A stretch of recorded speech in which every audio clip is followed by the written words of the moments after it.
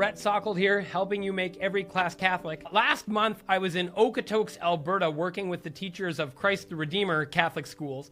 And in the workshop session, we had a really cool experience. I came up to a group that was talking and said, "What are you guys working on?" And the first teacher said, "I'm a social studies teacher, and it's just way too easy. There's so many connections in social studies that we decided to go with something harder." And my colleague here is the middle school science teacher. So we said, "What are you teaching next week in middle school science?" And they said, "Levers and leverage. We've got a lesson on levers and leverage, and we're going to try approach that one from a Catholic point of view." And okay, let's go. Like this, not on the surface, not obvious how this is going to work, because levers just work the way that levers work. It's relatively straightforward physics. But we got thinking about the idea of leverage, which we derive from the physical world, but which we apply in a lot of cases, because the basic idea of leverage is that for a smaller input, you can get a larger output. The idea that give me a lever and a place to stand and I can move the world, that even one human individual maximizing or optimizing a lever could move something that seems impossible. And there's all kinds of examples of this. You can go to the science center and you can lift ridiculous weights when you've got levers and all these kinds of things. And so we realized that in human culture and even in the spiritual life, we use this language of leverage. We use it in finances, right? Someone can be over leveraged. We use it in the spiritual life where small inputs can have big outputs. Something like a small daily practice of prayer, right? 5 minutes a day will have an outsized impact. We have the story in the Gospels of the loaves and the fishes where the people give God something very small that could not possibly do the task that is being asked of in the moment.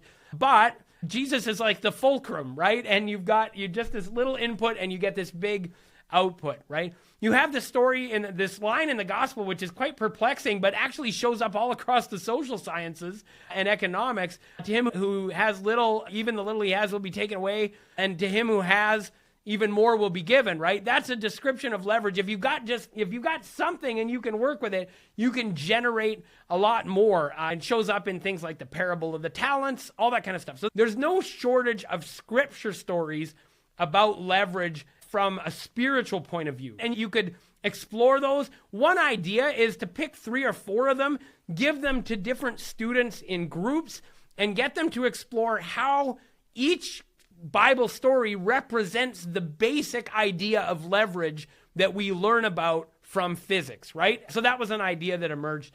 And then I heard a really cool story. It was so compelling to me that my wife and I started giving money to this charity.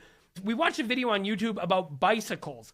And the idea was, if you are a farmer I think most of them were in Africa. So let's say you're a farmer in Africa and you live a long way from the market and you live a long way from the well, right? And so a huge amount of your time is taken up in walking to the water for well and walking to the market to sell your goods. And if you get a bicycle, and it's about $200 for these really rugged bicycles that almost never break down, but when they do break down, they don't require an expert to fix them. The local people can fix them with what they have on hand, right? So you have this very durable bicycle. You get somebody a bicycle that can carry a load, right? So water's heavy. And you can go to the well for water with your bicycle, and you can go to the market with your goods with your bicycle, and you're going to save 10, 15, 20 hours a week for $200, right? Multiply that over a couple years. And all of a sudden, you have more time to do inputs at home, in your fields or in your garden, right? And all of a sudden, it's like a snowball going down a hill. And pretty soon, the people who have bicycles, with the extra income they're able to generate because they have so much more time, are able to buy a motorcycle, right? And then you can see how the snowball just keeps rolling down the hill. From this one initial investment of $200, these people are able to generate so much more income. And I said, so this is an example of leverage. When we're looking for a place to donate our money, one of the things we can look at, it's not the only consideration by any means, but one thing is, can we use our money as leverage to get people to a place where they can do better and better for themselves? And we were so compelled by the story, my wife and I, that we started donating, I think it's called Buffalo Bicycles. They didn't pay me to say that. And so I told this story and I said to the science teacher, so there's this metaphorical example of bicycles. And he said, bicycles aren't just a metaphorical example of leverage. They run on levers. They're actually part of my lesson plan, is we look at how the small amount of energy that you can put in, let's say relative to running, for example, right?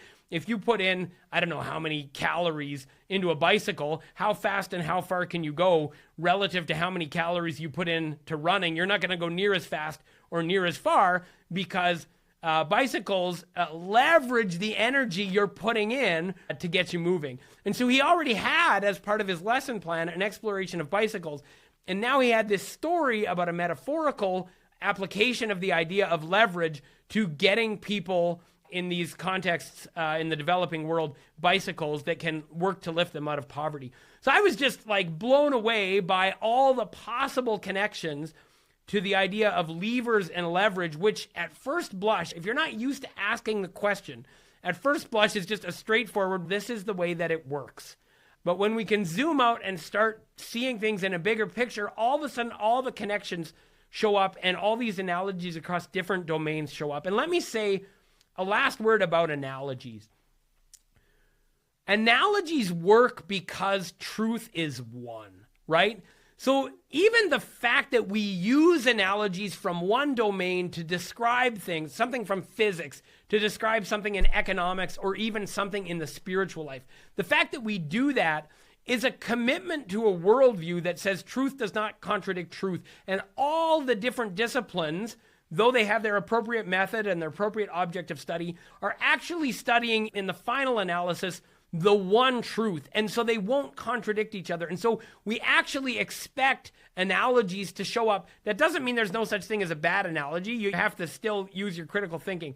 But we expect analogies to work because of a commitment to the nature of truth. And so it's not an illegitimate move. It's not an arbitrary tack on to find analogies for economics or social conditions or the spiritual life in something like a lesson plan on physics.